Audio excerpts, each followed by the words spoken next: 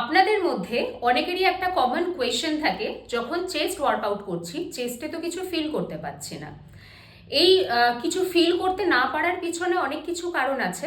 যেমনি অনেক সময় হেভি ওয়েট নিলে তবেই ফিল হয়, কিন্তু লাইট ওয়েটেও কিভাবে আপনারা চেস্ট মাসেল ওয়ার্কআউটের সময় ফিল করতে পারবেন সেটা একটা অনেকগুলো কারণ থাকে। তার মধ্যে একটা কারণ হচ্ছে চেস্ট মাসেলকে প্রপারলি কন্ট্রাকশন না করে ওয়ার্কআউট স্টার্ট করা। চেস্ট মাসেলকে ওয়ার্কআউটের আগে কিভাবে প্রিপেয়ার করবেন, আই মিন টু সে কিভাবে কন্ট্রাক্ট করবেন, সেটা দেখে নেওয়া যাক। আমরা যখন ওয়ার্কআউট স্টার্ট করি ইউজুয়ালি এভাবেই স্টার্ট করি, কিন্তু চেস্ট কন্ট্রাকশন করতে গেলে আমাদের এই কন্ট্রাকশন করে নিতে হবে। এক্ষেত্রে আমি নর্মাল দাঁড়াচ্ছি, স্ক্যাপুলা যেই লক করব আমার অটোমেটিক কিন্তু চেস্ট কন্ট্রাক্টেড হয়ে যাবে। এইটা রিল্যাক্সে থাকছে, সেক্ষেত্রে কিন্তু আমার শোল্ডারগুলো বাইরের দিকে পুশ করা থাকছে।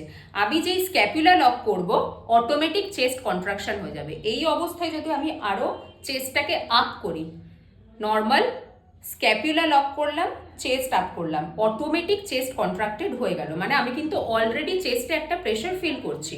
এর উপর যখন নাকি আমি ওয়েট নিয়ে এক্সারসাইজ স্টার্ট করব আমি কিন্তু ওভার কন্ট্রাকশন ফিল করব। তাহলে আপনারা যারা নেক্সট দিনকে চেস্ট হিট করবেন ভাবছেন, তারা এইভাবে মাসেল কন্ট্রাকশন করে নিয়ে ওয়ার্কআউটটা করুন, তাহলে দেখবেন চেস্ট মাসেল কিন্তু অনেক বেশি কন্ট্রাক্টেড হবে।